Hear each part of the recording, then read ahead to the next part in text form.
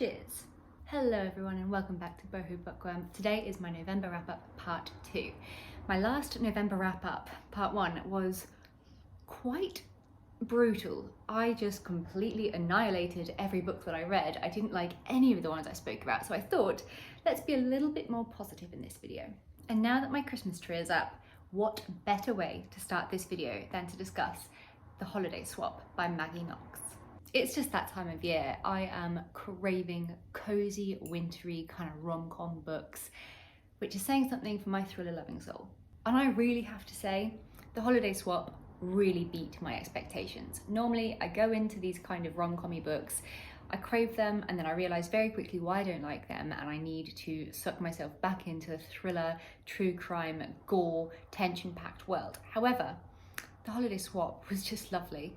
As a lover of the Great British Bake Off and of reality television and of twins, this book just kind of really appealed to me and it didn't disappoint. So this is the first Maggie Knox book that I've ever read, and I had no idea while I was reading it that Maggie Knox is actually a pseudonym for two Canadian authors, Karma Brown and Marissa Stapley, but I haven't heard of either of them before. What I appreciated was that this story just never felt offbeat. The voices just continued to flow and it didn't feel like it was written by two different people. I guess consistent would be the right word. So this is about this woman called Charlie Goodwin who gets hit in the head on set of her reality TV baking show. It leaves her with this concussion, rendering her unable to taste or smell, two very important things when you're in a baking show. She needs to come up with a plan, and fast. So she decides to contact her identical twin sister Cass, and they decide to do something that they haven't done in years: switch places. I mean, it's just 10 days, right? What could possibly go wrong? They both kind of really want to escape their lives, so they kind of blunder blindly into each other's lives, and they're not very well prepared. I don't think they quite realised how complicated it would be to impersonate one another. You know, like crazy ex-boyfriends who refuse to accept that things are over, hot firemen and equally as attractive physicians. Things are about to spiral out of control.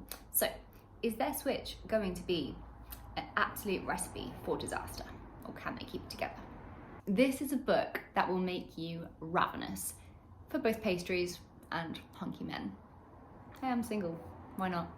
Give them to me. You know, I'm a fan of raunchy books, but I do actually kind of appreciate the fact that this did have that tension build-up of romance and lust without being too raunchy.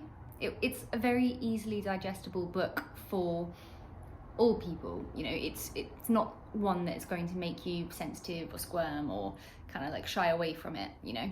If you liked films when you were growing up, such as It Takes Two starring the Olsen twins or The Parent Trap with Lindsay Lohan, then I really feel like this would be a book for you because it's kind of like the more grown-up version of those movies. And fine, I will admit it, by the end of this book, my thriller and true crime loving soul was in absolute tears, like 100% sobbing. It was so heartwarming, and I think because it's that time of year now and it is very like family focused and love focused and stuff, and you know what, I'm probably still going to end up alone on Christmas. I don't know what's going to happen to me. It just really pulled at my heartstrings. This book made me feel all the feels, let's just say that. It was just really sweet, and for a book centered around baking, that's not a bad thing at all. I gave it a solid 4 out of 5 star review. Then a book that has been highly recommended to me on BookTube and Bookstagram, The Night She Disappeared by Lisa Jewell. A tension-packed thriller about missing teenagers. Sign me up. So this is a book about 19-year-old Tallulah and her boyfriend Zach, and they're about to go out on the town for a little bit, have a night out. They're leaving their baby boy with Tallulah's mother, Kim. So Kim looks after the baby. She's not like too happy about it. She's not really crazy about kids, but yeah, she does it, and then she falls asleep, she wakes up, and Tallulah and Zach haven't returned. So she's like, okay. She carries on waiting and waiting and waiting, and they just never come back.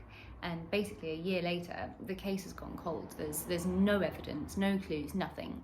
And a lot of theories are, floating around that perhaps this young couple, I mean, they're only teenagers, maybe they ran off together because, the stress and the weight on their shoulders of raising this little baby boy was too much. But Kim knows that this cannot be true because she knows that her daughter loved their son so much. Then suddenly there's this mystery author that moves into town, and someone plants this little sign and it says dig here just outside of her property. So obviously she digs, and what she uncovers is the first clue into this teenager's disappearance that there has been. So the whole case kind of gets explosive again.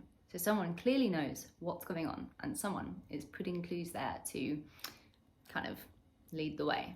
I'm really not usually one for slow burns, but I found this book absolutely captivating. Despite the fact that it is a book that is over 400 pages, you just can't help but want to devour it in one sitting. It is so addictive. It's atmospheric, dark, chilling, it's dramatic and eerily mysterious. It actually almost had somewhat of a gothic feel to it, I thought at least. I also really appreciated the same-sex relationship that was kind of involved in this book. It's the kind of book that you just have to make time for. And I just couldn't figure it out, and I love that in a book. I was desperately trying to piece everything together, all the little red herrings, and trying to push them away and figure out the truth. But I just couldn't. I had no idea which direction this book was going, and I love that in a thriller. It's a commendable thing, I think, to just be able to pull that off, because so often I feel like thrillers are cliche or predictable. This one was not that, in my opinion. I mean, I had so many theories. It was such a fun read. I think my qualm with this book would be Sophie's character, and Sophie is this mystery author that arrives in town. I kind of feel like the book could have done without her chapters and without her character at all. I just kind of feel that maybe Lisa Jewell decided it would be fun to add in a character that is an author, and a mystery author at that. So obviously, if you're writing mystery books, a part of you needs to be some kind of true crime sleuth. So I kind of feel like it was all just set up in this. I don't know. I didn't like her. I found her character really bland. There was no growth at all. Yeah, I just don't really feel like she added much to the story at all. And Tallulah's boyfriend, Zach. Talk about everything that I hate in a man. This man infuriated me. He was manipulative, he was brainwashing, he was violent, and what I hated was how Tallulah kept almost sticking up for him, saying, no, he hasn't been aggressive, he hasn't been violent towards me. He had, just not physically yet, but he came very close. And I just, don't know, riled me up. Kim's character, the mum of Tallulah, she was fascinating to me because right from the start I thought, no, I'm not gonna like her, she seems horrible. But she quickly grew on me, and I feel like her character was so authentic and had so much growth. Her determination to not give up on discovering what happened to her daughter was amazing. Overall, I really enjoyed this book, and I think that Lisa Jewell is an author that I need to invest more time into, because I believe she's published something crazy, over 20 books already. I believe I have only read 4. I read Then She Was Gone. I just found that was quite lackluster. I mean, it was engrossing enough, but it just didn't blow me away. Then I read, I think, The Family Upstairs, which was amazing, and I am so excited for the sequel coming out next year. I read The Invisible Girl, which I've actually got a copy of somewhere here, which I thought was great. It was just absolutely harrowing. I'd say that The Night She Disappeared is on par with Invisible Girl for me. My favourite today remains The Family Upstairs. I'm really excited to pick up another book by this author, probably before The Family Upstairs 2 comes out. So if you've got any recommendations, let me know in the comments down below.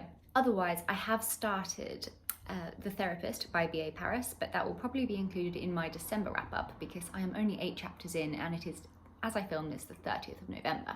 Yes, I know I put my Christmas tree up a little bit early. Can you blame me though? I needed some festivities in my life. Let me know what your favourite book from November was, because I always love getting your recommendations. That being said, I will talk to you soon. Have a lovely day further.